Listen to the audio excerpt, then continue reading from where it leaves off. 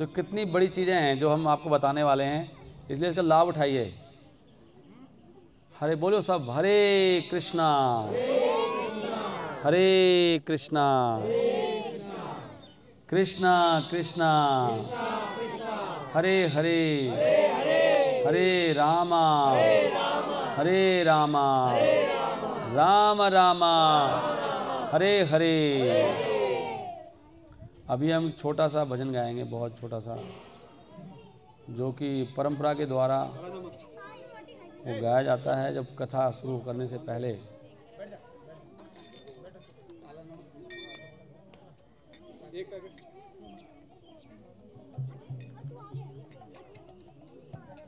जयो राधा माधवा जयो कुंज बिहारी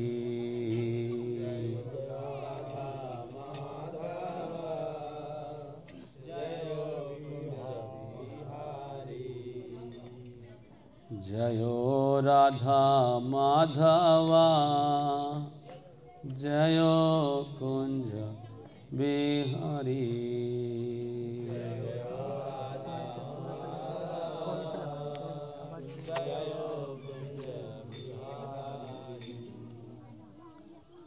गोपी जन वल्लभा जयो गिरिवराधरी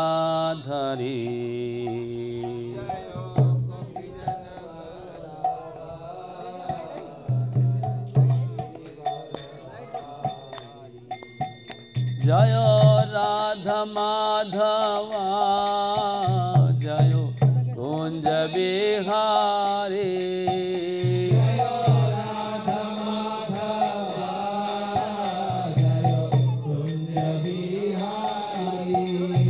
जयो राधा माधवा जयो कुंज बिहारी। आधा इधर कर दो, थोड़ा सा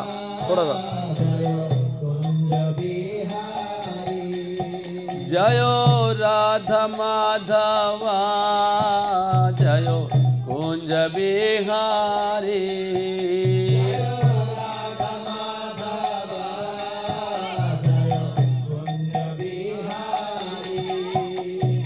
गोपी जन वल्लभा जयो गिरिवराधारी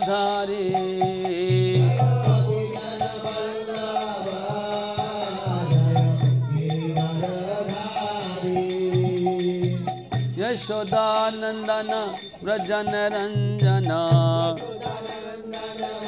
हरि बोल। यशोदानंदन व्रजन रंजना यमुना तीरा वनचारी जयो कुंज बिहारी यमुना तीरा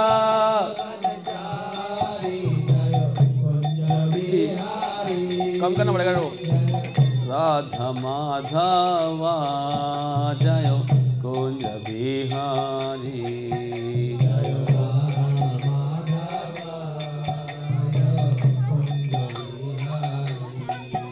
जयो राधा माधवा जयो कुंज बिहारी।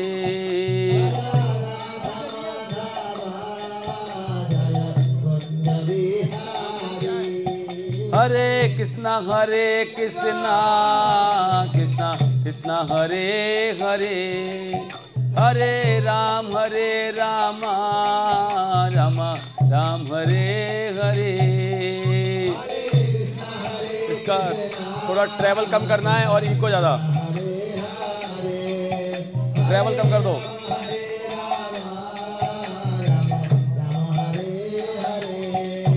हरे कृष्णा कृष्णा कृष्णा हरे हरे हरे राम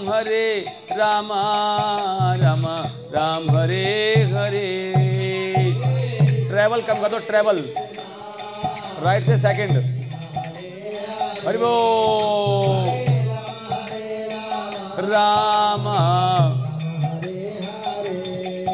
जयो राधा माधवा जयो कुंज बिहारी जयो राधा माधवा जयो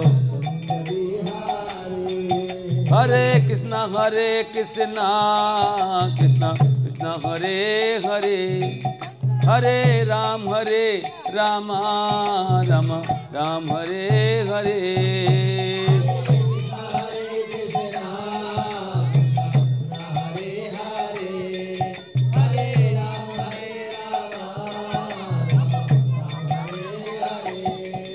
हरे कृष्णा कृष्णा कृष्णा हरे हरे हरे राम राम राम हरे हरे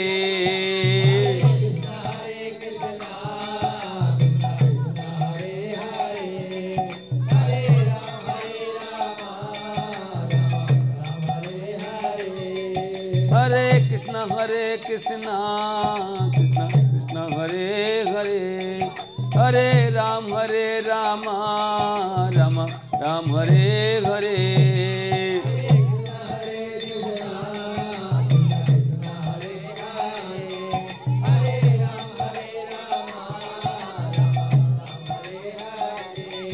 हरे कृष्णा कृष्णा कृष्णा हरे हरे हरे राम राम राम हरे हरे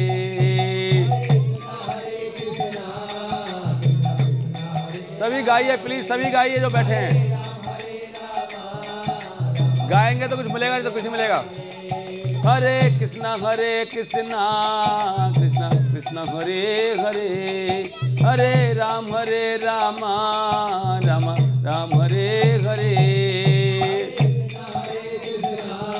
जोर से हरि बोल गाइए।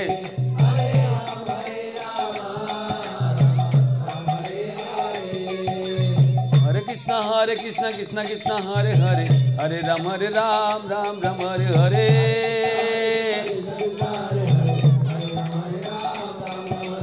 हरे कृष्णा कृष्णा कृष्णा हरे हरे हरे राम राम राम हरे हरे।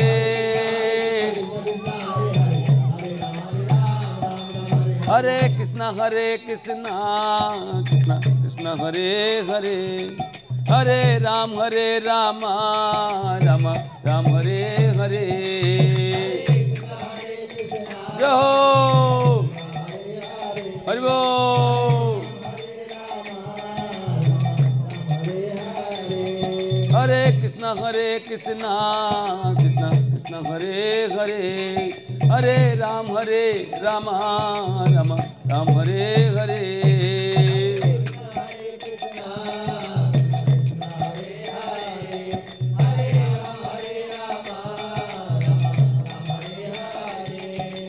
हरे कृष्णा कृष्णा कृष्णा हरे हरे हरे राम राम राम हरे हरे।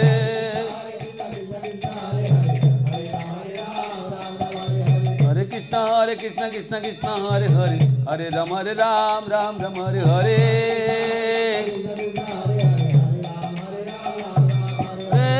हरे कृष्णा कृष्णा हरे हरे हरे राम राम राम हरे हरे।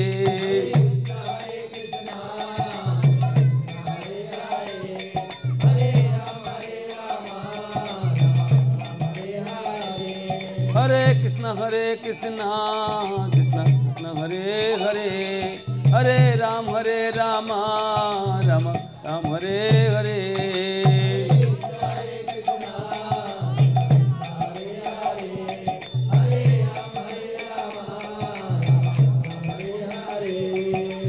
हरे कृष्णा कृष्णा हरे हरे हरे राम राम राम हरे हरे।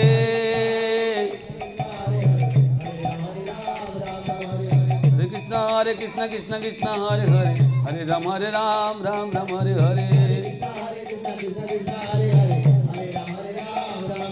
हरे कृष्णा हरे हरे हरे राम राम राम हरे हरे।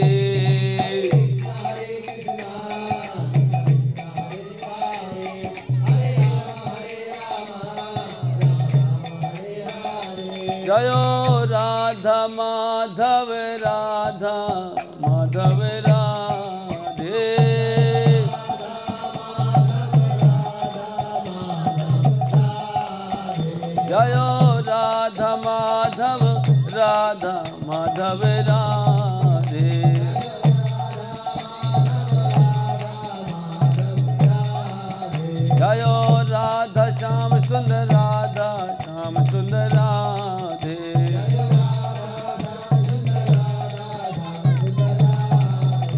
जय कृष्ण बलराम, कृष्ण बलराम, कृष्ण बलराम, जय कृष्ण बलराम।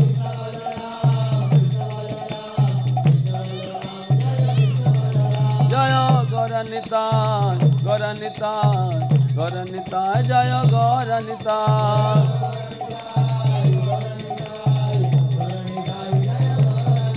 जय वृंदावन धाम, वृंदावन धाम, वृंदावन धाम, जय वृंदावन धाम।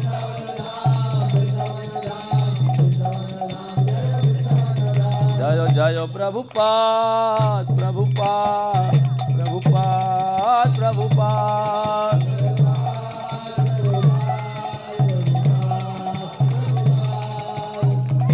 जय विष्णुपाद परमहंस परिव्राजकाचार्य अष्टोत्तर सत श्री श्रीमद अभय चरणारविंद भक्ति वेदांत स्वामी श्रील प्रभुपाद की जय। नामाचार्य श्रीलदास ठाकुर की जय। अनंत कोटि वैष्णव वृंद की जय। प्रेम से कहो श्री कृष्ण चैतन्य प्रभु नित्यानंदा, श्री अद्वैत गदाधर श्रीवासादि गौर भक्त वृंद की जय। श्री श्री राधा कृष्ण गोप गोपिका श्याम कुंड राधा कुंड गिरि गोवर्धन की जय। निताय गौर प्रेमानंदे।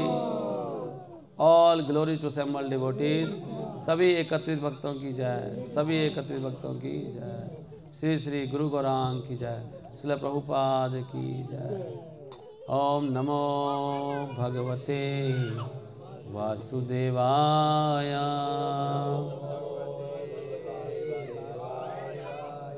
ओम नमो भगवते वासुदेवाय।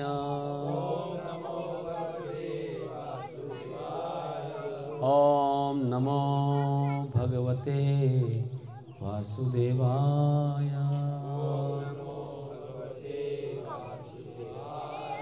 ओम अज्ञानतिमिरन्धस्य ज्ञानाञ्जनशलाकया चक्षुरुन्मिलितं येन तस्मै श्री गुरुवे नमः।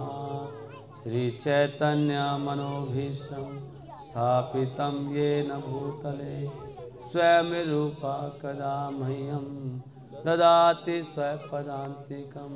वन्देऽहं श्रीगुरो श्रेयोत्तपदकमलं श्रीगुरून् वैष्णवांश्च श्रीरूपं साग्रजातं रघुनाथान्वितं तं सजीवं साविद्वैतं साविधूतं परिजनसहितं कृष्ण चैतन्यदेवं श्रीराधा कृष्णपादान् सहगना ललिता श्रीविशाखान्वितांश्च। हे कृष्ण करुणा सिंधु दीनबंधु जगतपते गोपेश गोपिका कांता राधा कांता नमस्तुते। तप्त कांचन गौरांगी राधे वृंदावनेश्वरी वृषभानुस्ते देवी प्रणमामि हरिप्रिये। वाञ्छा कल्पतरुभ्यश्च कृपा सिन्धुभ्येव च पतितानां पावनेभ्यो वैष्णवेभ्यो नमो नमः। जय श्री कृष्ण चैतन्य प्रभु नित्यानंद श्री अद्वैत गदाधर श्रीवासादि गौर भक्त। हरे कृष्णा कृष्णा कृष्णा हरे हरे, हरे राम राम राम हरे हरे। हरे कृष्णा। आप सबका बहुत बहुत स्वागत है आज के इस सत्र में। आज हम चर्चा करेंगे श्रीमद् भागवतम का एक बहुत महत्वपूर्ण श्लोक है, बहुत फेमस प्रसिद्ध। स्कंद 11 है, अध्याय 9 और श्लोक संख्या 29। लब्ध्वा सुदुर्लभम इदम बहु संभवान्ते मानुषम अर्थदम अनित्यम अपि इह धीरा तूर्णम यतेत न पतेत अनुमृत्य यावत् निःश्रेयसाय विषय खलु सर्वता स्यात्। इस श्लोक में एक अवधूत ब्राह्मण हुए और वो इतने बुद्धिमान थे कि उन्होंने संसार से सब कुछ सीख लिया। तो इस प्रकार उन्होंने 24 गुरु बनाए अपने। वो कहते हैं कि वे मेरे 24 गुरु हैं और इनसे मैंने सब कुछ सीखा और उनकी स्थिति इतनी अद्भुत थी, बिल्कुल ऐसा लगता है जैसे भगवान साक्षात उनके अंदर विराजमान हो, इतने परम शांत, परम आनंद। और उनकी भेंट हुई उनसे राजा यदु, जिनके कुल में भगवान कृष्ण आए। तो उनसे मिलने के बाद जो राजा यदु, वो भी पूरे आनंद में आ गए, उनको भी भगवान की अनुभूति हो गई, इतने दिव्य थे वो। तो उन्होंने एक श्लोक बोला उनको, राजा यदु को। तो बहुत सारे चैप्टर्स हैं उनके, तो मैंने सोचा कि ये श्लोक हम डिस्कस करें, सब मिलकर इस पर चर्चा करें, ये सबको लाभ होगा। इस श्लोक में बताया जा रहा है कि लब्ध्वा सुदुर्लभम इदम, ये जो मनुष्य शरीर है, बहु संभवान्ते, मतलब बहुत जन्मों के बाद ये मनुष्य शरीर मिलता है।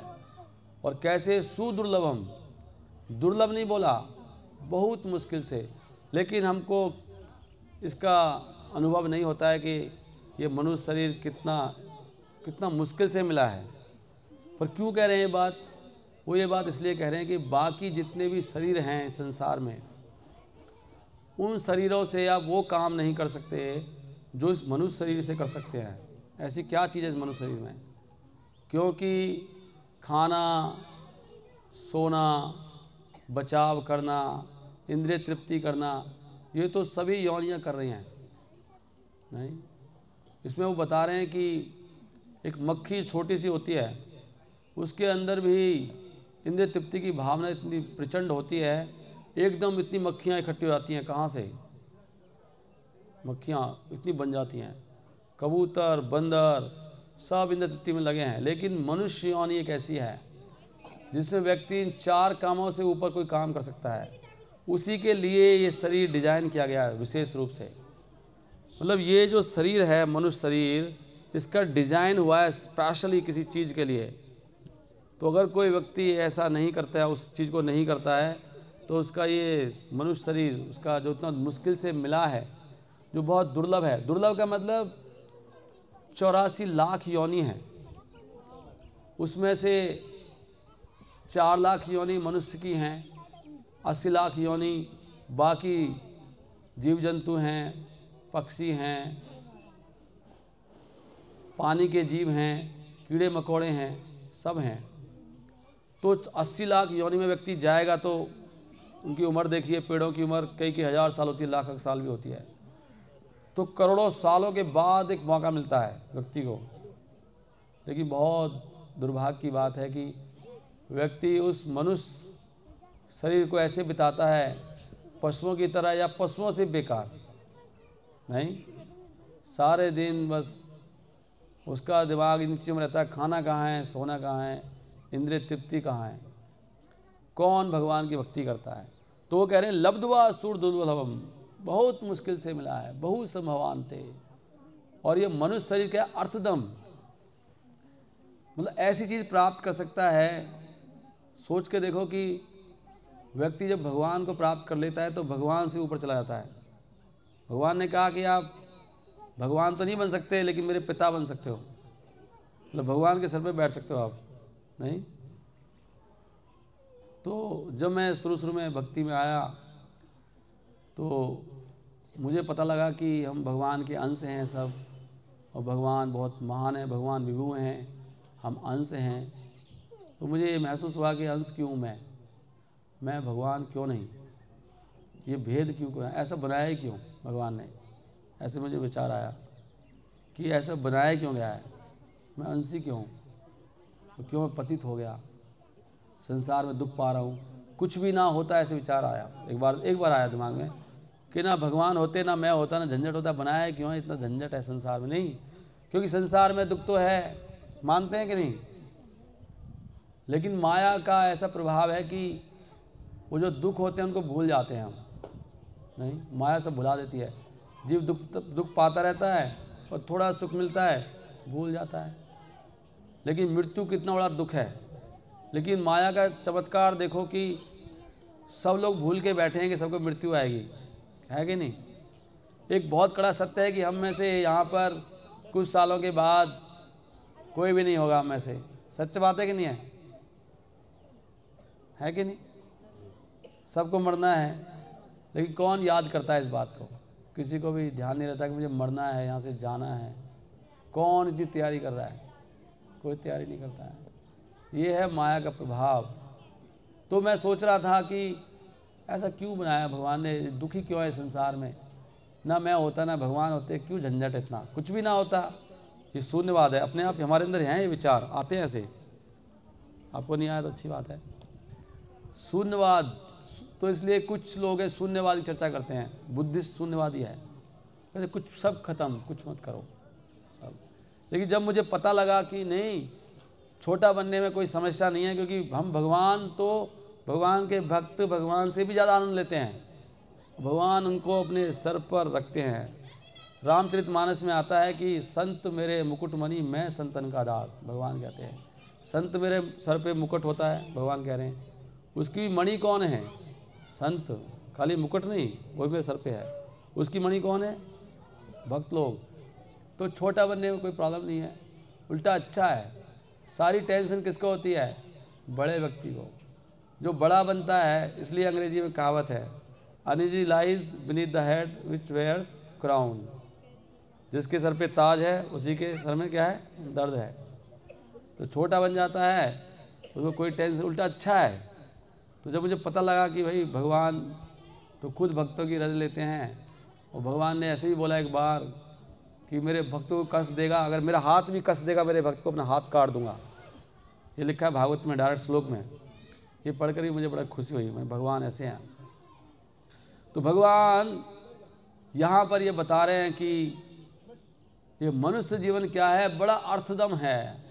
ये आपको ऐसी स्थिति प्राप्त करा देगा आनंद की कि फिर कभी कोई दुखी नहीं होगा, अगर हम इसको सही यूज कर लें।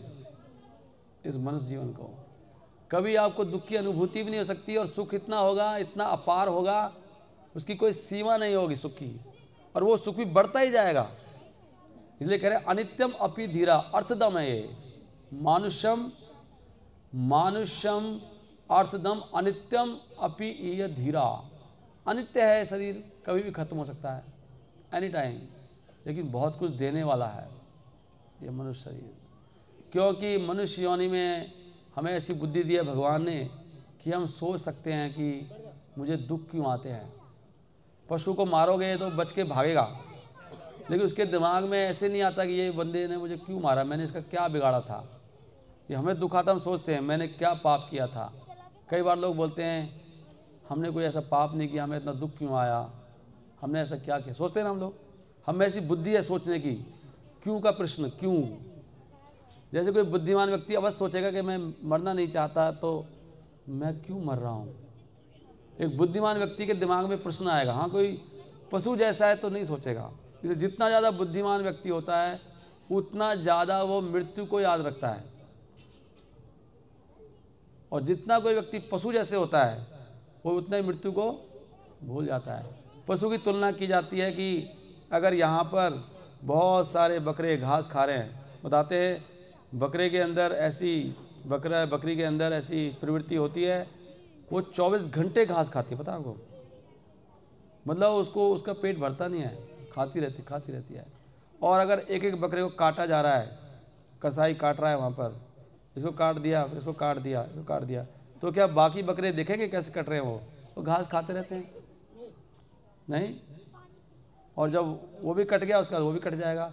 वो कोई नहीं सोचेगा ये क्यों काट रहा है, मेरा भी नंबर लगने वाला है। तो ऐसे ही जो ये पशु वृत्ति है।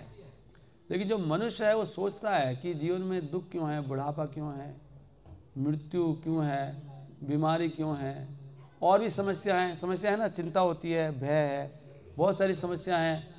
क्यों इतनी ठंड पड़ रही है, क्या जरूरत है कि ठंड की है? क्यों भूकंप आ रहा है, क्यों बाढ़ आ रही है, क्यों टेंशन हो रही है, इतनी टेंशन हो जाती है नहीं? क्यों कोरोना आ गया, क्यों? अगर भगवान है तो ये क्यों कर रहे हैं भगवान ऐसे? ये भी प्रश्न आता लोगों में, भगवान कहाँ चले गए? नहीं।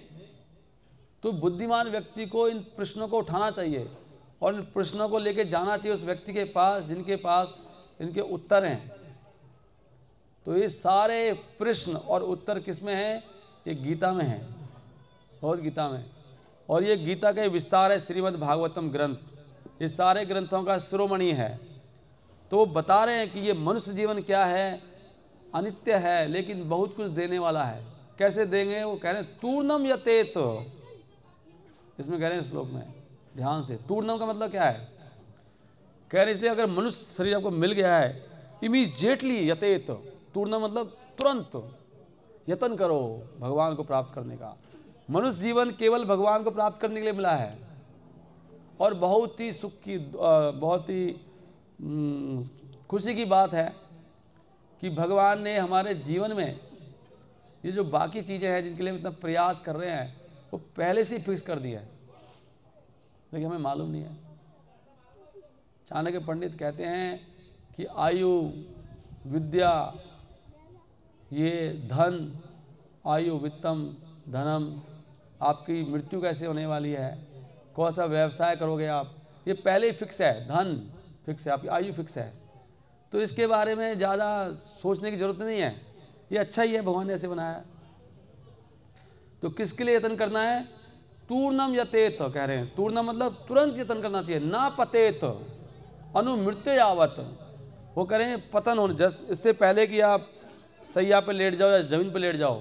दो जगह लेटता आदमी, एक तो खाट पे लेटता है बिस्तर पे, या नीचे लेट जाता है कभी कभी, लास्ट में नीचे लेट जाएगा।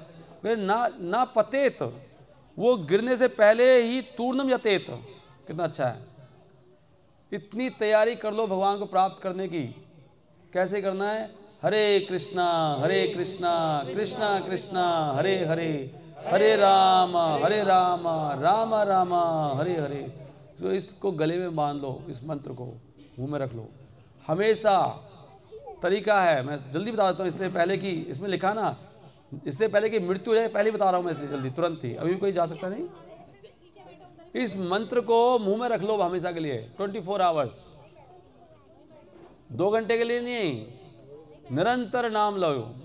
आज सुबह भी आया था कथा में, निरंतर के लिए बोला। हमेशा कुछ भी काम करते रहो, प्रसाद बनाइए, आप कहीं जाइए, चलते हो जा रहे हैं, सड़क पे जा रहे हैं, आप हमेशा हरे कृष्ण कृष्ण कृष्ण हरे हरे, हरे राम राम राम हरे हरे।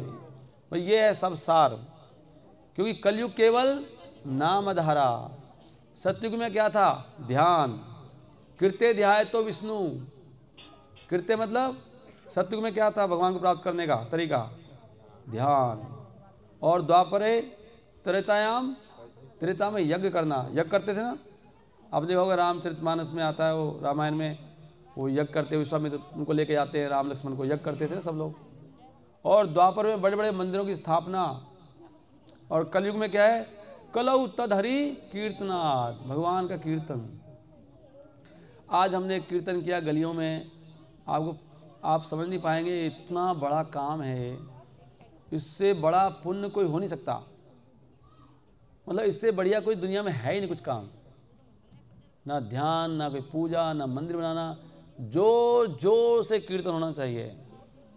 ग्रंथों में लिखा है कि जोर जोर से कीर्तन करने से ये पेड़ों की योनियाँ, ये पेड़ में जीभ फंसा, ऐसे हमें आत्मा है ना, हमारे आत्मा, इस शरीर में आत्मा है, ऐसी आत्मा इस पेड़ में भी है। गलत कर्मों के कारण व्यक्ति पेड़ बन जाता है, समझ रहे आप, और नंगा धंगा खड़ा रहता है। जो लोग नग्न रहते हैं, बताते हैं शास्त्र में, नग्न, कपड़े नहीं पहनते, नग्न क्लबों में जाते हैं, वो लोग पेड़ बन जाते हैं, है ना। जो लोग कुछ भी खाते हैं, कोई परवाह नहीं करते, जो आया खा लिया, वो सूअर बन जाते हैं। क्योंकि भगवान उसी तरह की योनि देते हैं जो हमारी इच्छाएं होती हैं। क्योंकि सूअर क्या सब कुछ खाता है, समझ रहे हैं। जो बहुत सोना चाहते हैं, बस संडे आया सो लो बस, अब पता नहीं फिर मौका मिले ना मिले, वो रीछ बन जाते हैं, जो सोते रहते हैं, भालू बन जाते हैं। वो जो बहुत काएँ करते रहते हैं, कौवे बन जाते हैं, बिना बात की बोलते रहते हैं भगवान का नाम छोड़ के, या कुत्ते बन जाते हैं, भौंकते रहते हैं, समझे आप। तो वो कह रहे हैं कि मनुष्य योनि मिल गई है इतनी अच्छी, अब क्या करो? निश्रेषाया, निश्रेषा मतलब जो सबसे श्रेष्ठ चीज है। सबसे श्रेष्ठ क्या है? भगवान। भगवान के धाम में पता है आपको, आपका रूप भगवान जैसा हो सकता है, ऐसे होता है। भगवान के धाम में कोई संघर्ष नहीं है किसी प्रकार का। वहाँ पे नौकरी नहीं जाना पड़ता, वहाँ पे टिफिन लगाना नहीं पड़ता, कोई दुकान खोलनी नहीं पड़ती। क्यों? तो खाना कहाँ से आता है? क्या कहते हो आप? वहाँ पे कल्प वृक्ष हैं। कल्प वृक्ष मतलब जो कल्पना करोगे वो वृक्ष वही फल देता है। वृक्ष फल देता है ना। ये तो नीम का पेड़ है, नीम का बीज देगा, लेकिन वहाँ पे कौन क्या देते हैं? जो आपकी इच्छा वही मिलता है। वहाँ पे सबके पास क्या, स्कूटर मोटरसाइकिल जाने के लिए, सबके पास एरोप्लेन है। कैसे वाले? शोर नहीं मचाते हो। वो एरोप्लेन खुद अपने आप में ऐसा है कि उसको बोलो, वो ऐसे ही समझ जाएगा आपको कहाँ जाना है, आगे खड़ा हो जाएगा, लेके चला जाएगा आपको। ऐसे एरोप्लेन है वहाँ पे। ये ड्राइविंग नहीं करना पड़ता, क्लच लगाओ, गियर लगाओ। इतना अच्छा जीवन है वहाँ पर। और वहाँ पे सबसे बड़ी बात है कोई मृत्यु नहीं है, बुढ़ापा नहीं है, बीमारी नहीं है। तो ये कह रहे हैं कि राजा यदु को, हे राजन अब देर मत करो, तूर्णम यतेत ना पतेत अनुमृत्यु यावत। अनुमृत्यु क्यों बोला है? मृत्यु पीछे पड़ी है। अनु माने अनुकरण करना, पता नहीं कब आके पकड़ ले, साथ में खड़ी है। ये देर नहीं करना चाहिए, पूरी जोर से लग जाओ, पूरे जोर से बोलो सभी हरे कृष्णा हरे कृष्णा कृष्णा कृष्णा हरे हरे, हरे रामा राम रामा हरे हरे। ये हरे कृष्ण महामंत्र इतना दिव्य है। इसमें 16 अक्षर हैं। जैसे आप फोन डायल करते ना, फोन, तो फोन में कितने होते हैं? 10 होते हैं, 10 अंक। इसमें कितने हैं? ये 16 वाला है। ये थोड़ा बड़ा है, थोड़ा बड़ा चाहिए, क्योंकि भगवान तक लगाना फ़ोन। ये भगवान का फ़ोन नंबर है। जैसे ही आप हरे कृष्ण मंत्र बोलोगे, भगवान से आपकी बात होनी शुरू हो जाएगी। मैं ऐसे नहीं कर रहा, मजाक कर रहा हूँ, सत्य बात है। अब कभी आजमा लीजिएगा। ऐसे शास्त्र में लिखा है, आपको कोई भी समस्या आ जाए, कभी भी किसी प्रकार की, आप बस हरे कृष्णा कृष्णा कृष्णा हरे हरे, हरे राम राम राम हरे हरे, आपकी प्रॉब्लम खत्म हो जाएगी। आप आजमा लेना। आप आजमा के मुझे बताना प्रभु मैंने किया था कि नहीं हुआ। वो दिखाई नहीं देंगे भगवान आपको, वो आते हैं लेकिन दिखते नहीं हमें, लेकिन अपना काम वो करके चले जाएंगे। एक बार हम लोग जन्माष्टमी पर सेवा कर रहे थे मंदिर में, तो एक भक्त ने मुझे बताया, मोहित प्रभु, अभी उनका नाम मुरारी कृपा प्रभु है, तो कह रहे प्रभु जी मैं आ रहा था, एकदम पता नहीं 8-10 बंदर आ गए एकदम मेरे पास, और मैं डर गया। एकदम पता नहीं कहाँ से आ गए, और पता नहीं एकदम मेरे को याद आ गया, मैं हरे कृष्णा, वो गए तो खा जाएंगे। अब एकदम आंख बंद कर ली उन्होंने, हरे कृष्णा, उनको लगा आ ही गए थे ऊपर, एकदम बोले वो, और उनकी आंख खुली तो कोई बंदर नहीं था। ये तो बताया मैंने, होता है ऐसे। कोई भी, इवन आप छत से गिर जाओ, उसमें लिखा है, ग्रंथ में लिखा है ऐसे, तो हरे कृष्ण मंत्र बोलेंगे तो आपको दर्द नहीं होगा, नीचे गिर जाएंगे आप, दर्द महसूस नहीं होगा आपको। लेकिन समस्या क्या है कि हम भगवान को भूल जाते हैं, इसलिए उनको ना भूलें, इसलिए प्रैक्टिस करते रहो ऑल द टाइम, चलते फिरते बोलते बीच में हरे कृष्णा कृष्णा कृष्णा हरे हरे, हरे राम राम राम हरे हरे। क्योंकि पॉइंट ये है, पॉइंट पता क्या है, अगर मरते वक्त आपको कृष्ण याद आ गए, आप वहाँ के धाम चले जाओगे। आपको किसी माँ के पेट में नहीं जाना। मतलब 30 लाख तरह के जानवर हैं, 30 लाख तरह के आपने कितने देखे हैं? 15, 20, 25, 30, 50, 100, 30 लाख टाइप के हैं जानवर। 9 लाख तरह के पेड़ के अंदर हैं, सॉरी क्या है जल के अंदर, और 20 लाख तरह के पेड़ हैं। आप कुछ ही बन सकते हो, लेकिन अगर आपको कृष्ण याद आ गए, लास्ट में आपको याद दिक्कत आई, हरे कृष्णा कृष्णा कृष्णा हरे हरे, हरे राम राम राम हरे हरे, आपकी बात बन जाएगी, भगवान के धाम चले जाओगे आप। और आपको क्या मिलेगा? दिव्य शरीर। जैसे मैं बताता हूँ पर्सनली, मेरी मरने की बिल्कुल इच्छा नहीं है। मुझे अक्सर लगता है मरना क्यों है। मैं भक्ति में इसलिए टिका हुआ हूँ कि मुझे मृत्यु का हमेशा याद रहता है, हमेशा नहीं लेकिन बहुत याद आती है मृत्यु, और लगता है मरना है यार।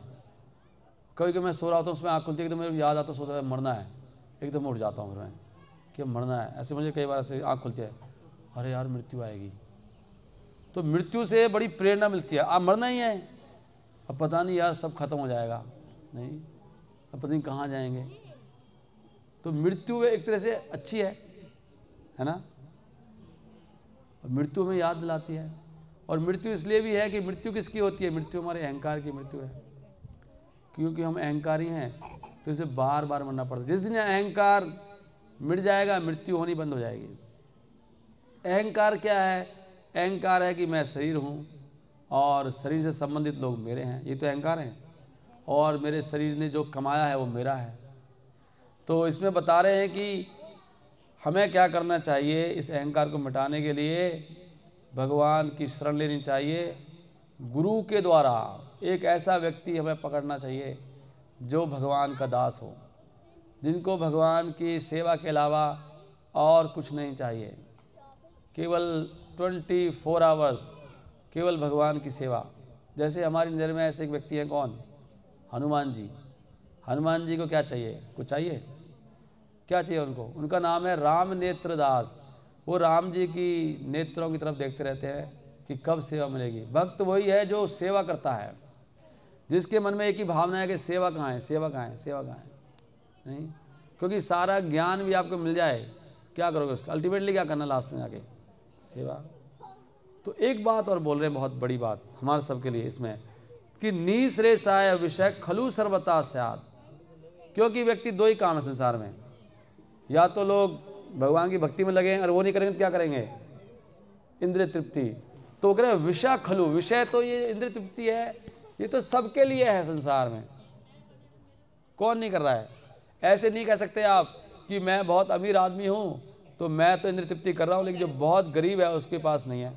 उसके पास भी है, वो भी खाना खा रहा है, वो भी सो रहा है, वो भी इंद्रिय तृप्ति कर रहा है। या कुत्ते के पास नहीं है, कुत्ते के पास भी है। कितना बड़ा पॉइंट है। ये विषय तो सबके पास है। ये मनुष्य को शोभा नहीं देता कि मनुष्य भी भोगों को पीछे लगा रहे। करेक्ट है ना? विषय खलु सर्वथा स्यात्। तो मनुष्य जीवन बहुत दुर्लभ है, लेकिन हमें समझ में नहीं आएगा जब तक हमें कोई ऐसा एक साधु ना मिले जिसको इसकी अनुभूति हो। इसलिए हम कहते हैं ना, जैसा संग वैसा रंग। तो भगवान ये भी कहते हैं भागवत में और अन्य ग्रंथों में कि जो मेरा भक्त है वो मेरा भक्त है ही नहीं। एक बड़ी बात है सबके लिए। भगवान कह रहे हैं कि जो मेरा भक्त है वो मेरा भक्त। क्यों कह रहे हैं ऐसे? क्यों कह रहे हैं? भगवान कह रहे हैं जो मेरा भक्त है, जो मेरे भक्त का भक्त है वो मेरा भक्त है। जो मेरा डायरेक्ट भक्त बनना चाहता है कि मैं और कृष्णा, कह रहे he is not my devotee. क्यों बोल रहे हैं ऐसे? बताओ। क्योंकि भगवान इतने बड़े हैं हम उनको समझ नहीं पाएंगे। जैसे कि आप जहाँ पावर हाउस है, कोई कहता है कि मैंने अपने घर में पावर हाउस से ले रखी है, सीधा तार बिछा रखा है, लाइट आ रही है, तो आप क्या बोलोगे? It is impossible. क्यों? वहाँ तो 1 लाख वोल्टेज है, घर में तो जल जाएगा सारा। तो ऐसे भगवान कह रहे डायरेक्ट कैसे भक्त बनोगे मेरे आप? आपको थोड़ा सा स्टेप डाउन करना पड़ेगा। स्टेबलाइजर आएगा, ट्रांसफार्मर आएगा बीच में, जो बताएगा आपको बीच में है। तो बीच में एक व्यक्ति चाहिए हमें। कौन? गुरु चाहिए। लेकिन गुरु कैसा हो? गुरु होना चाहिए प्रमाणिक। अभी चल रहा है कलयुग। कलयुग में सब कैसे गुरु हैं? जिसको प्रमाणिक संस्था, जिसके गुरु का भी कोई गुरु होना चाहिए। कुछ गुरु ऐसे हैं उनका खुद का गुरु कोई नहीं है। पहले व्यक्ति पढ़ता है, स्टूडेंट बनता है, या टीचर बन जाता है? बताइए। पहले पढ़ता है, स्टूडेंट बनता है। तो जो खुद कभी शिष्य ना रहा हो किसी का, वो गुरु कैसे बन सकता है? पहले खुद पढ़ेगा, सीखेगा, उसका भी कोई कान पकड़ेगा। तो गुरु वो है जो शिष्य रहा हो कभी किसी का। और वो सबसे बड़े गुरु कौन है? वंदे, क्या बोलते हैं? वंदे कृष्णम जगत गुरु। कौन है वास्तव में गुरु? कृष्णा। तो पहले गुरु कौन है? कृष्णा। कृष्णा ने ज्ञान दिया किसको? जैसे हमारी परंपरा है। हमारी परंपरा कैसे आई है? हमारी परंपरा में ब्रह्मा जी की परंपरा है। कृष्णा ने ज्ञान दिया ब्रह्मा जी को, ब्रह्मा जी ने ज्ञान दिया फिर नारद जी को, नारद जी ने ज्ञान दिया शिला वेद व्यास को, और फिर आगे करते हुए पद्मनाभ, नरहरि, ऐसे फिर चैतन्य महाप्रभु, फिर गोस्वामी जी आए, और फिर शिला प्रभुपाद आए जिन्होंने इस्कॉन बनाया। इस प्रकार ये संस्था आ रही है। तो ऐसे प्रमाणिक संस्था में कोई गुरु मिलेंगे हमें, फिर हम उनसे सीखेंगे कि भक्ति कैसे करनी है। फिर हमारे क्या है, कांटेक्ट हो जाएगा, वो परंपरा से तार जुड़ जाएगा और फिर भक्ति भगवान तक पहुंचेगी। हम डायरेक्ट भक्ति करते हैं, वो पहुंचती नहीं है। भारत में प्राय सही भक्ति कर रहे हैं। ऐसे कोई घर हो इसमें कोई अगरबत्ती जलाता हो या धूप बत्ती नहीं कर रहा है या दीपक जला रहा है, सभी करते हैं ना कुछ ना कुछ। सब घर में भगवान है, लोगों ने लड्डू गोपाल जी रख रखे हैं, लेकिन वो भक्ति भगवान तक पहुंचती नहीं है आपकी। क्योंकि जब भक्ति आती है हृदय में तो दो चीज़ आती हैं, एक वैराग्य और एक ज्ञान। हमारे हृदय में, हमारे जीवन में वैराग्य कहाँ है और ज्ञान कहाँ है? हमें गीता का एक श्लोक भी ढंग से नहीं आता है, नहीं। तो इसलिए भक्ति तब शुरू होती है जब हमारे जीवन में एक साधु आता है, और जब हम साधु की शरणागति लेते हैं और उनकी सेवा करते हैं तो फिर भगवान की कृपा हमारे हृदय में पहुंचती है। और इसलिए कलयुग में, जैसे कि मैं बता रहा था, भगवान ने देखा कलयुग के लोगों की उम्र बहुत कम है, कलयुग के लोग बहुत डिस्टर्ब हैं, नहीं, कलयुग में रोजी रोटी में सब खप गए हैं, कलयुग में समस्या ही समस्या हैं। कलेर दोष निधे राजन, करे कलयुग दोषों की खान है। लेकिन भगवान ने इतना सिंपल कर दिया, बहुत सिंपल, खाली मुंह से बोलना है। कौन क्या बोलना है? ये हरे कृष्ण महामंत्र, हरे कृष्ण कृष्ण कृष्ण हरे हरे, हरे राम राम राम हरे हरे। अगर हम बस इतना करते हैं और जो भी हम कार्य करते हैं उसको ऐसे करा जाए जिससे भगवान प्रसन्न हो, तो भगवान ने गीता में सब बताया है, कैसे खाना है, कैसे सोना है, कितना सोना है, सब बातें की भगवान ने गीता में। गीता खाली ऐसी किताब नहीं है, खाली उसमें कुछ हम सोचते हैं वो तो बूढ़ों के लिए है।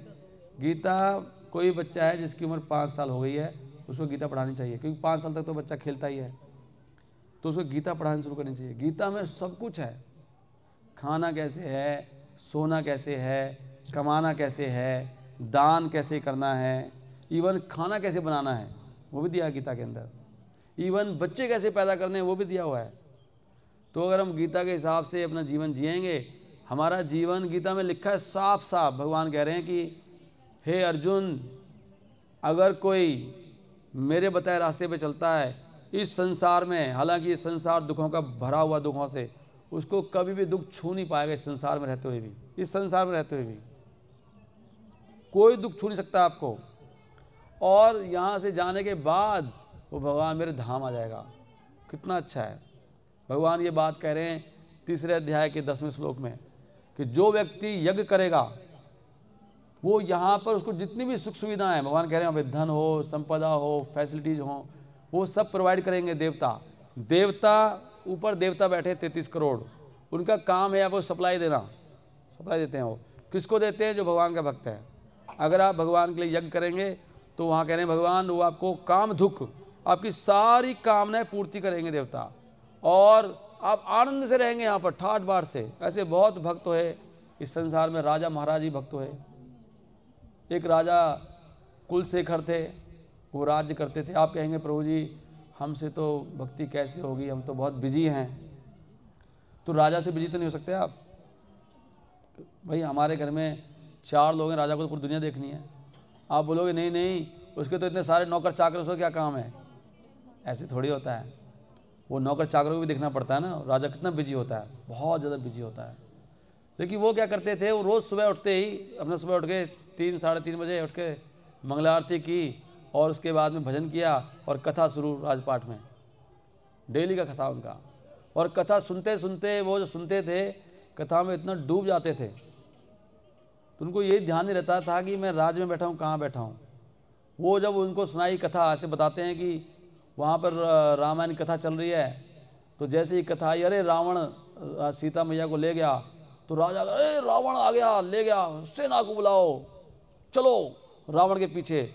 और वो तो होश में नहीं रहते थे, और वो उनकी सेना जो है राजा की, अब राजा ऑर्डर दे रहा, अरे जल्दी करो, वो रावण ले गया सीता को बचाना है। वो सेना चलती थी, राजा जा रहा आगे आगे, वो इतने भाव में चले जाते थे, उनका राज इतना फर्स्ट क्लास चलता था। फिर कोई उनको आगे खबर देता आगे कि भाई राजा को कैसे मनाएं, कहते सीता महारानी वापस आ गई वापस, हाँ चलो वापस, ऐसे होता था। तो कैसे काम होते थे बताओ। तो जब कहते हैं कि अगर हम भगवान के नाम में तो भगवान हमारे काम में, अगर आप अपने काम में तो भगवान अपने धाम में। अगर आप भगवान का नाम लेते रहोगे हमेशा और वही करोगे जो भगवान को पसंद है, जैसे कि मैं कह रहा था कि हम सब काम भगवान के लिए करें, हमें जो खाना बनाना है इस तरह का बनाएं जिसको भगवान भी खा सकें, है ना। तो हमें पता लगाना पड़ेगा भगवान कैसे क्या क्या खाते हैं। भगवान खाते हैं बहुत सुगंधित शुद्ध वस्तुएं, क्योंकि संसार में 3 तरह की वस्तुएं हैं, एक गंदी हैं, एक बीच की हैं और बिल्कुल शुद्ध हैं। जो गंदी वस्तुएं हैं उनको तमोगुणी कहते हैं, जो बीच की हैं उनको रजोगुणी कहते हैं, जो अच्छी हैं उनको सतोगुणी कहते हैं। आदमी वैसे ही हैं, हम सब अलग अलग टाइप के लोग, कोई तमोगुणी है, कोई रजोगुणी है, कोई सतोगुणी है। इन तीनों गुणों से संसार बना है ना। कुछ ऐसे पेड़ हैं जो जहर लग रहा है उन पे, कुछ ऐसे पेड़ हैं जिन पे अमृत लगा हुआ है, नहीं है, होता ही नहीं होता है। कुछ ऐसे जानवर हैं जो किसी काम के नहीं हैं, कुछ इतने अच्छे जानवर हैं जो हमारे लिए अमृत देते हैं। कुछ ऐसे लोग हैं जो बिल्कुल संहार कर रहे हैं, लोगों का मार रहे हैं, नहीं, और कुछ ऐसे जो परोपकार कर रहे हैं। तो ये प्रकृति 3 तरह की बनी हुई है, समझ रहे हैं आप, त्रिगुणीमयी माया भगवान कहते हैं। तो जो सबसे अच्छी चीज़ है वो भगवान को भेंट करें। जो भगवान कृष्ण को आप हर एक फूल नहीं दे सकते, ऐसे लिखा शास्त्रों में, जिस फूल में सुगंध नहीं है वो अर्पित नहीं करते भगवान को। ऐसे ही जिस चीज़ में बदबू आ, जैसे प्याज है, लहसुन है, बदबू आती है, भगवान को नहीं लगाते हम वो लोग। कई सारी चीज़ें तमोगुणी है, उसका पता लगाना पड़ेगा। तो ऐसे हम प्रसाद बनाए भगवान को। तुलसी भगवान को बहुत पसंद है, तुलसी महारानी, इसलिए हमारे ज़्यादातर भारत में तो सब लोग तुलसी महारानी रखते हैं, लोग पूजा भी करते हैं। जब हम तुलसी का पत्ते के साथ में भगवान को भोग लगाते हैं, भगवान ग्रहण करते हैं, और जब उसको पाते हैं हमारा शरीर शुद्ध होता है, फिर हम बीमार भी नहीं पड़ते हैं। अगर कोई व्यक्ति हमेशा ही प्रसाद खाता है, हमेशा प्रसाद भोग लगा के, तो गीता में लिखा है उसको सारे कष्ट खत्म हो जाते हैं। भक्तिविनोद ठाकुर खाते हैं प्रसाद सेवन प्रपंच, हरे कृष्ण कृष्ण कृष्ण हरे हरे, हरे राम राम राम हरे। केवल प्रसाद ग्रहण करने से सारा प्रपंच खत्म हो जाता है, पता है आपको, इतना सिंपल कर रखा है भगवान ने। खाली आप ऑलरेडी प्रसाद पाइए भगवान को बिल्कुल श्रद्धा के साथ। आपकी बीमारियां डॉक्टरों के साथ दुकान बंद ना हो जाए ना, बात मानना, लोग सब करते नहीं, डोंट वरी। उमा शंकर प्रभु सोच रहे हैं कि मैं डॉक्टर हुई है तो मेरी दुकान बंद करा देंगे, लोग फिर बीमारी नहीं पड़ेंगे। लेकिन लोग मानते कहाँ, चिंता क्यों कर रहे हो। सब नहीं खाते प्रसाद, नहीं। अगर सच बात है प्रसाद पाएंगे आप और हरे कृष्णा मंत्र हमेशा बोलेंगे, आप कभी बीमार नहीं पड़ेंगे। आप बोलेंगे सत्य में, हाँ सत्य में ऐसे ही लिखा है, शास्त्र में साफ साफ लिखा है, बिल्कुल आनंद में रहेंगे आप। तो बस भगवान से जुड़ना है हर चीज़ को। जो कार्य कर रहे हैं हम लोग, वो जो कार्य करते हैं उसको ऐसे ही करना चाहिए जिससे भगवान का गुणगान हो। नहीं, एक चीज़ और मैंने कल कहाँ पढ़ा था कि हाँ उसमें लिखा था क्या था वो, भोगेरा जनक, क्या सो है वो भजन, उसमें लिखा है कि तुम्हारा कनक भोगेरा जनक। चलो कितनी अच्छी बात है, ये मुझे कल ही अच्छे से समझ में आया। मैंने ये भजन हालांकि कितनी बार पढ़ा है, सुन रहे सब भक्त। तुम्हारा कनक भोगेरा जनक, जो तुम्हारा कनक है, कनक माने सोना, तुम्हारा जो सोना है, तुम्हारा जो पैसा है, उससे क्या होता है, उससे भोगेरा जनक, उससे भोग उत्पन्न होते हैं। जो धन हमारे पास ज़्यादा होता है ना, ज़्यादा जरूरत से ज़्यादा, उससे भोग की इच्छाएं डेवलप होती हैं, ऐसे कह रहे हैं भक्ति सिद्धांत ठाकुर। इसलिए धन भी ना कम कमाना चाहिए ना ज़्यादा, ध्यान रखो। अगर ज़्यादा कमाओगे तो क्या होएगा, माया में गिर जाओगे। इसलिए बुद्धिमान होना चाहिए। हम कई बार धन के दास बन जाते हैं। धन हमारे लिए, हम धन हमारे लिए, हम धन के लिए थोड़ी हैं।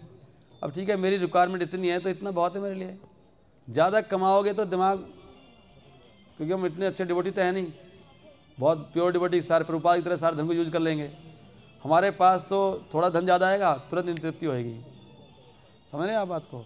इसलिए धन का क्या उपयोग है, सदगति धन की, भगवान की सेवा में लगाओ। और सेवा में लगाओगे तो अगले जन्म में अगर भगवान के धाम ना गए ना, आप इतना धन मिलेगा कि आप कभी संभाल नहीं पाओगे।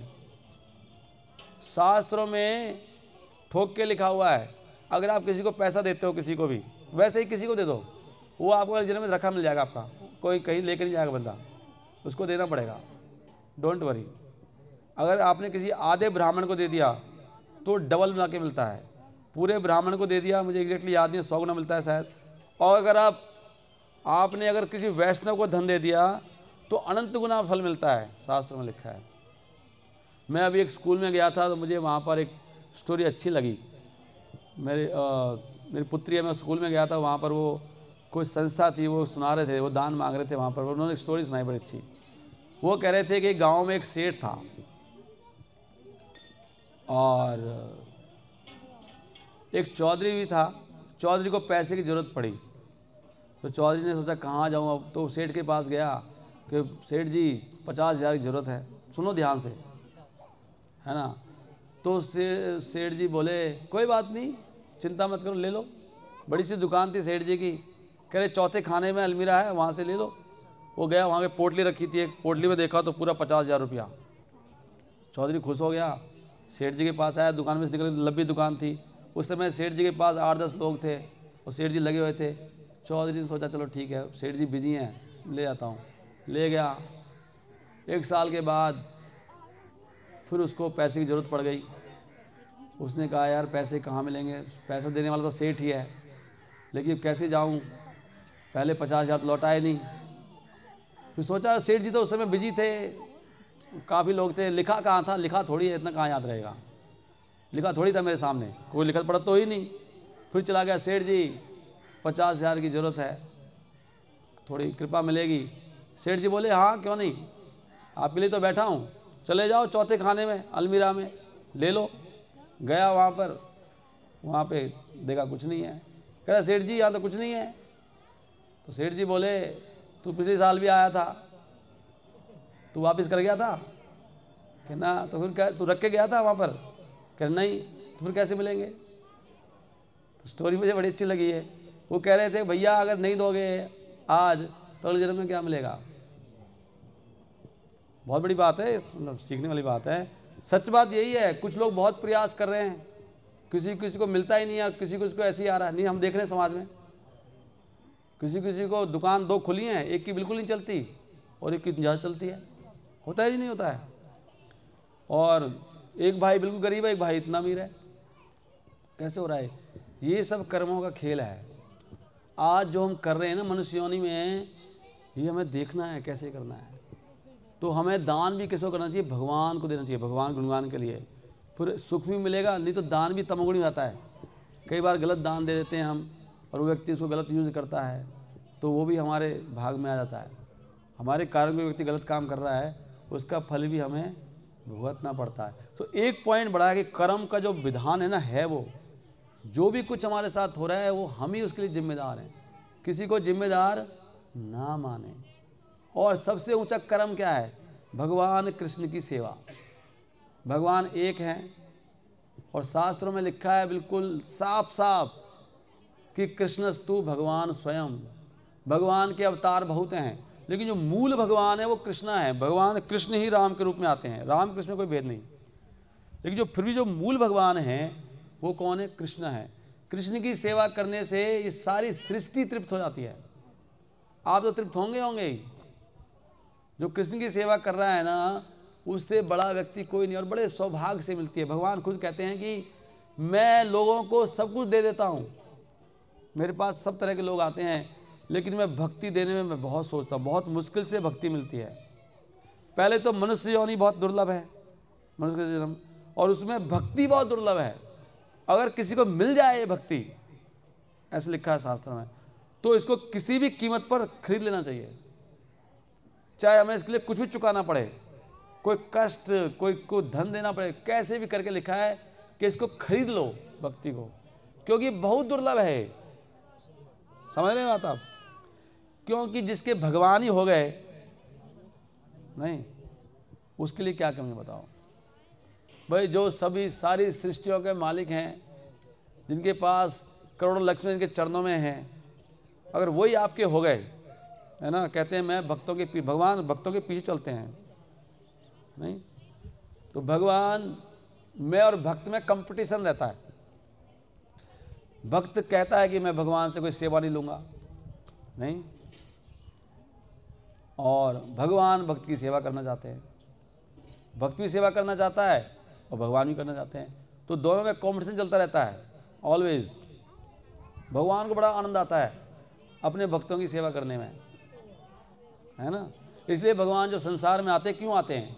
वो राक्षसों को मारने नहीं आते, वो तो वहीं से हार्ट अटैक कर देंगे। क्या बड़ी बात है, कोई ऐसी बड़ी बात है?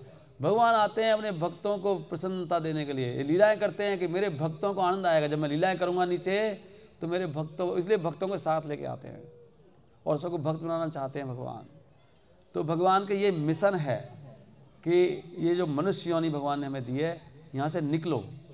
भगवान भी चाहते हैं, भगवान को अच्छा नहीं लगता कि हम दुखी हैं। भगवान को व्यक्ति बहुत अच्छा लगता है जो हमेशा आनंद में रहता है। लेकिन समस्या ये है कि हम आनंद में सब रहना चाहते हैं। ऐसा कौन है जो आनंद में रहना नहीं चाहता? लेकिन हमें तरीका नहीं पता। तरीका क्या है बताओ? तरीका है, दूध कहाँ मिलेगा? कोयले खान में। सुख कहाँ मिलेगा? सुख के स्रोत कौन है? भगवान स्वयं। भगवान का नाम एक है, क्या बोलते हैं भगवान को? रसो वही सा, वेदों में लिखा है। वो रस के सागर हैं भगवान, आनंद के सागर। सुख संसार में नहीं है। अगर सुख चाहिए तो भगवान से जुड़ो। अच्छा वैसे सोच के देखो, सुख कहाँ से आता है बताओ? ये लैपटॉप है, इसकी मेमोरी मुझसे ज़्यादा है। ये ऐसे बहुत सारे काम कर सकता है जो मैं नहीं कर सकता। सच कह रहा हूँ। रोबोट कितने काम कर सकता है, लेकिन क्या रोबोट सुख ले सकता है? बताओ, क्यों नहीं ले सकता? कौन बताते? सुख बताओ, सुख कहाँ से आता है? कौन बताएंगे? सुख मिलता कहाँ पर है? सुख जनरेट कैसे होता है? ये लैपटॉप, ये माउस सुख ले सकता है? नहीं। गाड़ी सुख ले सकती है? गाड़ी क्यों सुख ले सकती है गाड़ी? सुख आता है दिव्य चीजों से। जैसे भगवान दिव्य हैं। सुख पहले तो आत्मा को सुख आ सकता है। हरे कृष्ण कृष्ण कृष्ण हरे हरे, हरे राम राम राम हरे हरे। इसमें लिखा है इस चैप्टर में कि आत्मा दिव्य है और दिव्य को दिव्य चीज चाहिए। लेकिन हम क्या कर रहे हैं? हम लोग जो डेड मटेरियल है ना, संसार सब डेड है। हम डेड चीज़ों को से सुख लेना चाह रहे हैं, इसलिए वहाँ से तृप्ति नहीं होती किसी को भी। संसार में सुख मिलता है डेड चीज़ों से भी, लेकिन वो सुख बहुत क्षणिक है। अगर आपको सुख चाहिए परमानेंट, लंबे वाला, जो कभी ख़त्म ना हो, तो आपको दिव्य चीज़ों से सुख मिलेगा। दिव्य चीज़ों से। आत्मा दिव्य है, उसको दिव्य का संग करना पड़ेगा, दिव्य भक्त का संग, क्योंकि भक्त के हृदय में भगवान है। पॉइंट ये है कि भगवान के अलावा जहाँ कहीं और से सुख मिल रहा है वो क्षणिक है, और उसको सुख को भोगने से फ्रस्ट्रेशन भी आती है। जितना लोग संसार में सुख के पीछे भागते हैं, वो उतना ही वो ज़्यादा दुखी होते हैं। ये ऐसे है जैसे कि मरुस्थल में कोई व्यक्ति भाग रहा है प्यास बुझाने के लिए, तो क्या होगा वहाँ पे? वहाँ तो पानी है नहीं, तो उसकी प्यास बढ़ेगी घटेगी? बताओ, बढ़ेगी। ऐसी संसार में जो ज़्यादा प्रयास कर रहे हैं सुखी होने का, कि ऐसे सुखी हो जाऊँ, ऐसे सुखी हो जाऊँ, ऐसे सुखी हो जाऊँगा, वो ज़्यादा दुखी होते चले जाते हैं और उनकी फ्रस्ट्रेशन इतनी बढ़ जाती है, बात बात पे गुस्सा आता है, मूड ऑफ होता है, डिप्रेशन आता है, परेशान होते हैं। और जो भगवान को सुखी करना चाहते हैं वो धीरे धीरे शांत हो जाते हैं और परम आनंद में आ जाते हैं। बोलो प्रेम से हरे कृष्णा कृष्णा कृष्णा हरे हरे, हरे रामा राम रामा हरे हरे। तो मैंने आपको आज सार में एक तो ये बात बताई कि मनुष्य जीवन बहुत दुर्लभ है। इस बात को सोचो समझो, ये जीवन खत्म हो रहा है। हम सबकी अवधि फिक्स है, सबकी सांसें फिक्स हैं। जिस दिन आपकी सांस फिक्स हो जाए, कोई बहाना बनेगा, यू आर गॉन। ऐसे नहीं है कि नहीं मेरा स्वास्थ्य तो अच्छा है, मैं तो 80 तो पकड़ ही लूँगा, या मेरी गाड़ी तो बहुत बढ़िया है प्रभु, मेरी हेल्थ बहुत बढ़िया है, मैं सुबह से जिम भी जा रहा हूँ, योगा भी करता हूँ, मैं रामदेव का फॉलोअर भी, मैं तो 90 से पहले टपकने वाला नहीं हूँ। ऐसा नहीं है। वो तो हर एक की बैटरी अलग टाइप की है, किसी की 5000 होती है, किसी की 2000 की है, किसी की 6000 की है। आपकी जिस दिन सांसें पूरी हो गई उस दिन तुरंत ही बैठे बैठे बोलते बोलते भी, जैसे मैं बोल रहा हूँ ना अभी, जब मैं बोलते हरी बोल होगा, पुरी जी का व्यासन पे हो जाएगा। वो तो जितनी सांसें फिक्स हैं सबकी, तो आपको पता नहीं कितनी सांसें फिक्स हैं, कल का भी पता नहीं है। इसलिए सीरियस हो जाओ, सीरियसली भक्ति करो, निस्वार्थ भक्ति। एक पॉइंट और है बस कहने का, लास्ट पॉइंट, भगवान कह रहे हैं गीता में कि शुद्ध भक्ति किसको प्राप्त होती है? ब्रह्मभूत प्रसन्न आत्मा न सोचती न कांचती समा सर्वेषु भूतेषु मद भक्ति लभते पराम। भगवान को शुद्ध भक्ति अट्रैक्ट करती है, जिस भक्ति में मिलावट हो। भक्ति तो सब कर रहे हैं, लेकिन सब लोग मिलावट भक्ति कर रहे हैं। जैसे आपने अभी क्या बन रहा है, जब हलवा बन रहा है, इसमें 1-2-3 चम्मच और डाल दो आप रेती लाके, खा पाओगे आप? 2 चम्मच डालना खाली, 2 चम्मच से क्या बिगड़ रहा है? इतना पूरा पतला भर के बन रहा है।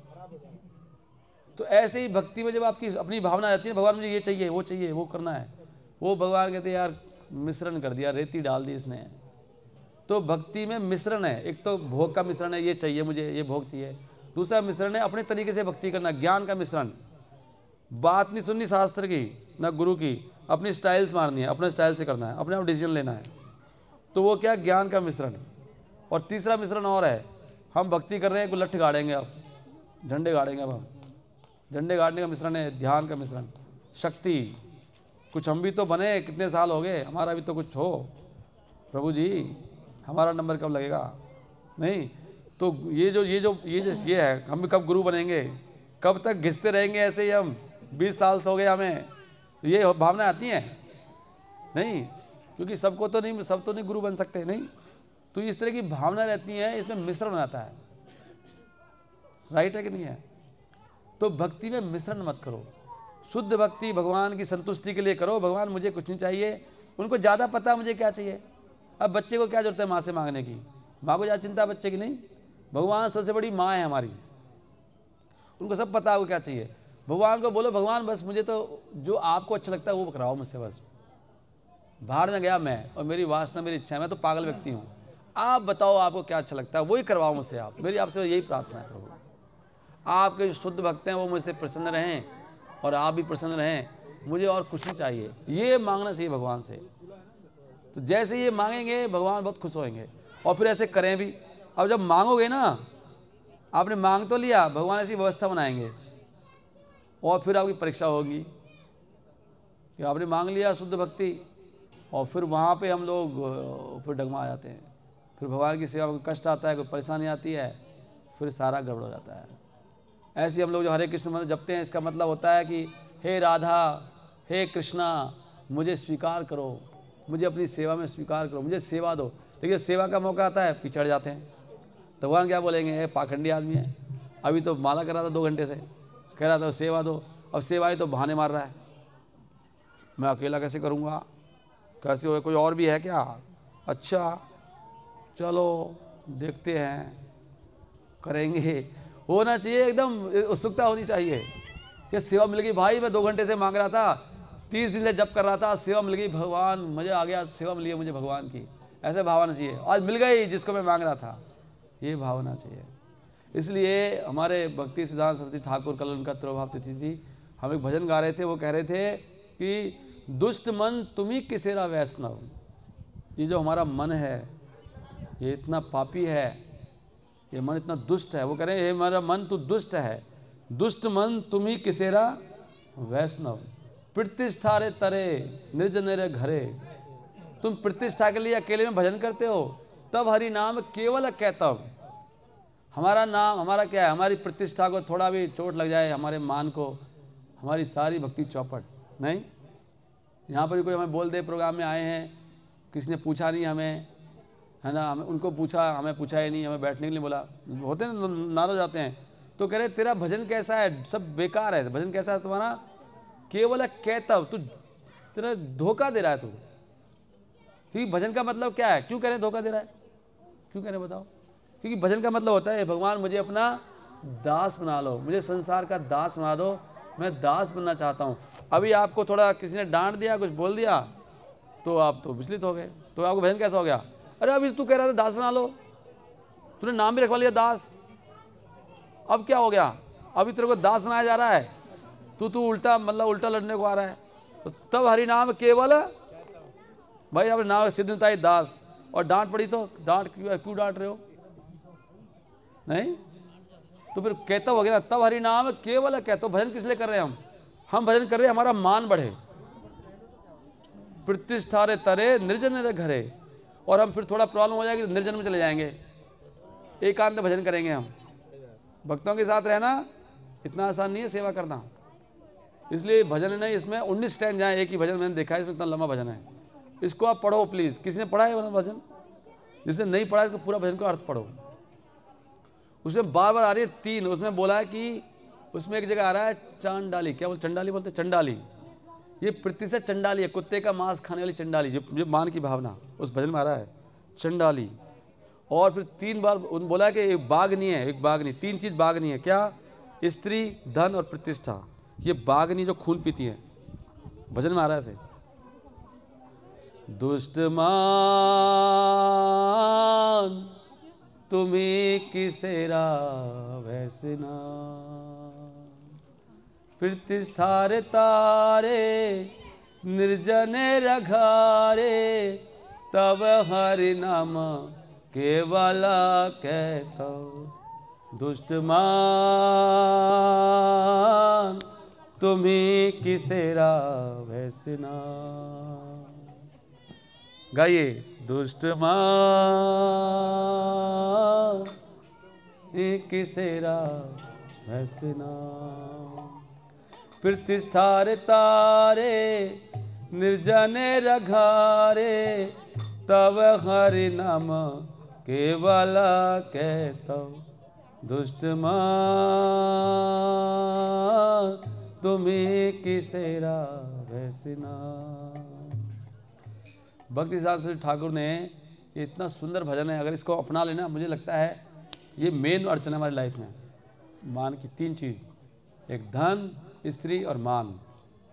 इसलिए इसको वैसे ही बोलते हैं ना, पूजा लाभ प्रतिष्ठा, यही है ना, पूजा धन स्त्री। उसमें स्त्री नहीं आई, इसमें बोले ये, मैं वो गाऊंगा इसको, जहाँ पे आ रहा है 3 चीज। दुष्ट मान तुम्हें किसेरा वैसना, मान तुम्हें किसेरा वैसना, प्रतिष्ठार तारे निर्जन रघारे, तब हरि नाम केवला कहता। दुष्ट मान तुम्हें किसेरा वैसना, जडेरा प्रतिष्ठा सुकरे रविष्ठा, जाना न किताहा माया वैभव, जाना न किताहा माया वैभव। कनक कामिनी दिवस यमीनी, भावे या कि काजा अनित्या से सब। दुष्ट मान तुम्हें किसेरा वैसना, दुष्ट मान तुम्हें किसेरा वैसना। तुम्हारा कना का भोगेरा जना का, कन के द्वारे सेवाया माधव, कन के द्वारे सेवा माधव। कामिनी रे कामा नहत विधामा, तहारा मलिका केवला यादव। दुष्ट मान तुम्हें किसेरा वैसना, प्रतिष्ठार तारे निर्जन रघारे, तब हरि नाम केवला कहता। दुष्ट मान तुम्हें किसेरा वैसना,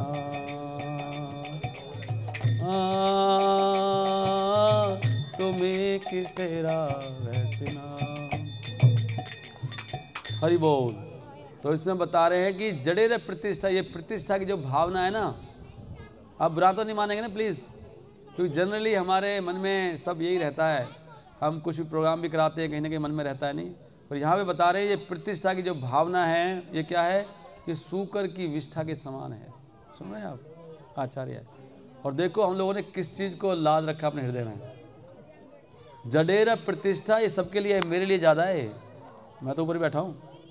नहीं, जडेर प्रतिष्ठा सूकर, ये सूकर की विष्ठा के समान है, सूकर का मल, सूअर के मल के समान है। जानना की ताहा माया, ये माया का वैभव है। कनक कामनी दिवस यामनी, दिन रात पैसे का और कामनी का चिंतन करता है। भाव्या की कहा जाए, इनसे आपका क्या काम है, ये सब अनित्य है, आत्मा का इनसे क्या लेन देना है। नहीं, तुम्हारा कनक का भोग जनक, ये लाइन बहुत अच्छी है। ये जो कनक है आपके पास जो इकट्ठा हो रहा है, इससे क्या, इसी से भोग की भावना बढ़ रही है। देख रहे हैं आप, तुम्हारा कनक है भोगेरा जनक, कनक रे द्वारे सेवा है माधव। कनक तो केवल माधव की सेवा के लिए था। कामनी रे कामा नहीं तब धामा, ये कामनी स्त्री ये कोई आपका धाम थोड़ी है। वास्तव में कौन है आपका मालिक? तहारा मालिक केवल है यादव। वास्तव में सबका मालिक कौन है? यादव। स्त्रियों का मालिक, who is only true proprietor is Lord Yadav. प्रतिष्ठा तरु जड़ माया मरु, ना पेले रावण युजिया राघव। रावण ने भगवान राम से, राघव से युद्ध किया प्रतिष्ठा के लिए, मैं रावण हूँ। तो वो क्या था? वो जड़ माया मरु। ये तो मरुस्थल में जैसे पानी नहीं होता है, ये प्रतिष्ठा कैसे है? ये तो माया का प्रपंच है। वैष्णव प्रतिष्ठा तारे करे निष्ठा, ताहा ना भजिले लभिले रौरव। तो कह रहे हैं आपको क्या बनना चाहिए? प्रतिष्ठा को छोड़ के एक वैष्णव बनना चाहिए। और अगर ये नहीं करोगे तो क्या मिलेगा? रौरव मिलेगा। इसलिए हमारे हृदय में ये जो भावना है ना, ये पूरा भजन इसी के ऊपर है, प्रतिष्ठा के ऊपर पूरा भजन। और सुनो बड़े ध्यान से, इसमें भक्ति सरस्वती ठाकुर कहते हैं कि उच्चवली सुर है। एक बहुत अच्छी बात आई, इसमें कीर्तन बताया उन्होंने कि क्या करो, ये सब छोड़ के ऊंचे स्वर में माधव की प्रसन्नता के लिए ऊंचे स्वर में कीर्तन करो। हाँ, पंचम स्वर प्रभु जी पंचम स्वर में गाते हैं, वो बजाने का उनका बड़ा मूड है। ये बड़ी कृपा है हमें भगवान की, क्योंकि ये उनको बड़ा लगता है मुझे ऊंचे स्वर में गाओ। और यही कह रहे हैं, ये यही कह रहे हैं बाद में। इसमें लिखा है, मैं आपको दिखाऊं, इसमें लिखा है जितनी जोर से गा सकते हैं लिखा है भजन में। 2 बार आया उच्चवली स्वर है। तो उन्होंने भी ये बोला, हरिदास ठाकुर ने, जब महाप्रभु ने पूछा कि हे हरिदास बताओ इनका उद्धार कैसे हुआ कीड़े मकोड़ों का, पेड़ों का। तो हरिदास ने कहा, भगवान आपने जो ऊंचे स्वर में कीर्तन करा है, इनका उद्धार हो जाएगा। इसलिए जब भी मौका मिले आपको कीर्तन करने का, पूरा जोर लगा गाना चाहिए। सुने सभी जोर, बोलो सब जोर से, हरे कृष्णा हरे कृष्णा कृष्णा कृष्णा हरे हरे, हरे रामा राम रामा हरे हरे। कीर्तन छाड़ी बा प्रतिष्ठा माखी बा। कीर्तन छोड़ के प्रतिष्ठा के लिए कहां चला गया भाई? कीर्तन पे बलैस में ये सार है। आप सब भक्त देखो, इसमें लिखा उच्चवली स्वरे कर हरि नाम रव। उच्चवली स्वर कर हरि नाम रव, उच्चवली लिखा है। तो मेरी आप भक्तों से एक निवेदन है, अगर आपको मुझ पर दया आ जाए, आप सब मिलके कैसे भी करके कीर्तन कराने का कुछ अरेंजमेंट करने का प्रयास करो। जगह जगह कीर्तन होना चाहिए, यही भगवान देना चाहते हैं। और कैसे भी करके कीर्तन करवाओ कहीं भी, और सबको बुला के लाओ और जोर जोर से गाओ और नाचो, उससे ब्रह्मांड तर जाएगा। अगर आपने ये काम कर लिया, सब कुछ हो गया। क्योंकि मेरा अभी 20 साल का ये अनुभव हुआ है, मुझे अभी जाके ये समझ में आया कि कीर्तन करना था भाई। सब जगह यही आ रहा है, कीर्तन करो निरंतर, और बोला 24 घंटा। हमने कल रिकॉर्ड भी किया एक लेक्चर ना प्रभुपाद का। प्रभुपाद ने बोला कि एक व्यक्ति, क्या नाम था उसका, कोई भौतिक व्यक्ति को लेटर लिखा है। प्रभुपाद जी ने कहा कि आपकी जितनी भी समस्याएं, मेरे पास एक ही सलाह है कि 24 घंटे कीर्तन करो, इससे बढ़िया मेरे पास कोई उपाय नहीं है। उसको ये बोला, और वो भौतिक व्यक्ति है, उसका नाम भी लिखा उसमें, लेटर टू दिस, कि 24 आवर्स कीर्तन करो, सारी समस्याएं खत्म हो जाएंगी। और हम एक किताब है हरे कृष्णा कीर्तन, बहुत सी किताब निकाली है, हृदय से नमस्ते करना चाहिए जिन्होंने किताब लिखी है, बीबीटी ने छापी है। अभी मैंने वो किताब मंगा ली सबके लिए, हरे कृष्ण कीर्तन किताब है। उसमें प्रभुपाद जी के ग्रंथों से, लेटर से, कन्वर्सेशन से यही सब आ रहा है कि डे एंड नाइट कीर्तन करो, डे एंड नाइट। बस ज़िंदगी को इसमें खपा दो, जो होगा देखा जाएगा। एक बार टेस्ट करके देखो क्या होता है, ज़िंदगी कहाँ जाती है। सुन पा रहे हैं आप लोग इस कान से? एक कान को बंद करके सुनो प्लीज़, नहीं तो यहाँ से निकल जाएगा। एक कान को बंद करके सुनो। आप क्या करो, कीर्तन करवाओ जोर जोर से, और एक बार टेस्ट करो इसको क्या होता क्या है। उसमें ये लिखा है कि कीर्तन करने से आपकी शारीरिक समस्याएं, मानसिक समस्याएं, आपकी आर्थिक समस्याएं, पारिवारिक समस्याएं, सामाजिक समस्याएं, राष्ट्रीय समस्याएं, अंतर्राष्ट्रीय समस्याएं, प्राकृतिक समस्याएं सब खत्म हो जाएंगी। तो एक बार हम देखना चाहते हैं कि होती कि नहीं होती। कौन कौन देखना चाहते हैं? पूरा धुंधला लग के इसमें एक बार देखो सही क्या होता है। जब नहीं हो तो छोड़ देना, क्या दिक्कत है, क्या हो रहा है उसमें।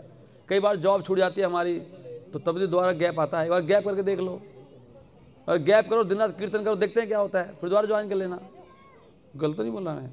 वैसे भी नौकरी छूट जाती, निकाल देती कंपनी, कई बार नहीं निकालती, नौकरी, बिजनेस बंद हो जाता है, दुकान बंद हो जाती है। एक बार सब बंद करके कीर्तन करके देखो। कोई है माइक का लाल मेरे साथ आने के लिए? डे नाइट 12-13 घंटा कीर्तन, मतलब इसमें कह रहे हैं ना, वो प्रभात कह रहे हैं करो, सब आएगा। हम भी देखें कैसे देते हैं, देवता कहाँ से आता है, कौन से रास्ते से आता है, इंद्र कहाँ से ऊपर से फेंकेंगे कि गाड़ी लेके आएंगे, हम भी देखना चाहते हैं ना कैसे आता है वो। ऐसे कह रहे हैं वो 24 आवर्स 365 कीर्तन, ये प्लान है। अगर इतना नहीं कर सकते तो कम से कम डेली 1 घंटा या हफ्ते में कम से कम। Let us start from somewhere. मैं अगर कोई कहीं से स्टार्ट करो कि प्रभु मैं स्टार्ट कर रहा हूँ आज से, मेरा वादा है, मैं सेहरा बांध के आऊँगा, मेरा वादे। गाना ऐसे सुना किसने? अच्छा नहीं सुना। मैं सेहरा बांध के आऊँगा, वो गा रहा है आमिर खान एक फिल्म में, वो लड़की को कह रहा है कि मैं सेहरा बांध के आऊँगा, मेरा वादा है। तो अभी वादा करो, वो लोग तो वैसे ही वादा कर रहे हैं, टुच्चे मुच्चे वादा कर रहे हैं। हम वादा करते हैं भगवान हम आएंगे कीर्तन में, हम कीर्तन करेंगे आपका डेली, हम 24 घंटे कीर्तन करेंगे, हम वादा करते हैं आपको। बोल दो, वादा कर दो, मर जाएंगे कोई प्रॉब्लम नहीं है, वैसे मरना ही है। मैं तो इतना खुश हूँ ना अपनी ज़िंदगी से, सही बता रहा हूँ मैं हृदय से। मुझे ना मतलब एक मौका मिल गया मरने का, सही जगह मरने का। तो हम तो मरने का दाव लगा रहे हैं अभी कि मरेंगे कीर्तन करते करते, दिन रात कीर्तन करेंगे। और बहुत अच्छा है कि दिमाग में घुस गया है। तो वैसे ही मरना था, तो मुझे मृत्यु से बड़ा डर लगता था, लेकिन मरना तो पड़ेगा ही, क्या करें। देखिए अब सही जगह मरेंगे, हम करते करते मरेंगे, छोड़ेंगे नहीं बिल्कुल, जब तक बिल्कुल लास्ट सांस तक कीर्तन करेंगे। मैं कल कह रहा था कि हमारे जो आचार्य जिद्दी हैं, वो प्रभुपाद जिद्दी थे, 70 साल की उम्र में चले गए। एक मुझे भक्त बता रहा था कि हिज होलीनेस गोपाल कृष्ण महाराज भी जिद्दी हैं, जो ठान रखा है। ऐसे ही हमारे हिज होलीनेस भक्ति विकास महाराज भी जिद्दी हैं, जो ठान रखा है। हम भी उसी परंपरा, हम भी जिद्दी होना चाहते हैं। हिज ग्रेस केशव प्रभु जिद्दी हैं, वो भी मानते नहीं हैं। मैं भी जिद्दी बनना चाहता हूँ, जिद्दी जीव। जिद्द है हमारी भी कीर्तन करने की, क्योंकि प्रभुपाद कह रहे हैं ये। और बहुत अच्छा है, हमें कोई अच्छी चीज़ मिल गई करने के लिए। और भगवान की कृपा है कि भगवान ने भक्तों को भेजा भी है, कीर्तन की टीम भी बन गई है। नहीं प्रभु जी आगे, I am very thankful to you, you are coming. आपके आने से हमारा कीर्तन 100 गुना ज़्यादा पावरफुल हो जाता है। नहीं प्रभु जी आते हैं और ज़्यादा 100 गुना बढ़ जाता है। नहीं सब भक्त आते हैं तो ऐसे ही सब लोग आएंगे तो वो प्रभुपाद खुश होंगे, सब तर जाएंगे। अकेला तो कोई नहीं तरेगा। इसलिए महाप्रभु ने कहा है कि संगठन में शक्ति है कलयुग में, है ना, बोला ना, कोई एग्जैक्टली वर्ड याद नहीं है। संगठन, कलऊ संगठन शक्ति, अकेले में कुछ नहीं है, अकेला बाहर नहीं फोड़ सकता। सब मिलेंगे तो सब तर जाएंगे। जैसे इसलिए जिन्होंने ये प्रोग्राम कराया है उनका मैं बहुत आभार व्यक्त करता हूँ हृदय से। ये बहुत अच्छा काम किया आप लोगों ने। और ये हिज ग्रेस धीरशांत प्रभु का बहुत धन्यवाद करता हूँ मैं हृदय से। प्रभु जी की है ना कृपा से इन्होंने प्रेरणा दी होगी उनको, इतना अच्छा प्रोग्राम करवाया है। इससे अनंत लाभ होगा। पता है जहाँ पर कीर्तन होते भूत प्रेत गायब हो जाते हैं, किसी को भूत प्रेत नहीं चढ़ेगा। सच में बता रहा हूँ मैं आपको, भूकंप नहीं आएगा, प्रॉब्लम्स नहीं आएंगी, समाज की समस्याएं खत्म होती हैं इससे। कीर्तन करने से सूखा होती है, सूखा खत्म हो जाती है। ज़्यादा वर्षा होती है, बरसात कम हो जाएगी। ज़्यादा ठंड पड़ी, ठंड नहीं लगेगी आपको। यही बात है, कीर्तन करोगे ठंड भाग जाएगी। मैं बताता हूँ आपको, जब मैं जवान था तो पाजामा पहना करता था नीचे गर्म वाला। अब मैं बुढ़ापे में मैं पाजामा नहीं पहनता। और मेरे को कई सारी बीमारियाँ थी पहले, अब एक भी बीमारी नहीं है मेरे को, क्योंकि मैं 15 साल से लगातार नाच रहा हूँ ऑलमोस्ट। मैं इसलिए अपनी तारीफ नहीं कर रहा हूँ कि भैया आपको, मैं बता रहा हूँ कीर्तन की महिमा। वो ढंग से नहीं कर रहे हम, इतनी पावरफुल चीज़ है। ठंड वंड सब खत्म, ये एकदम दिव्य हो जाओगे आप।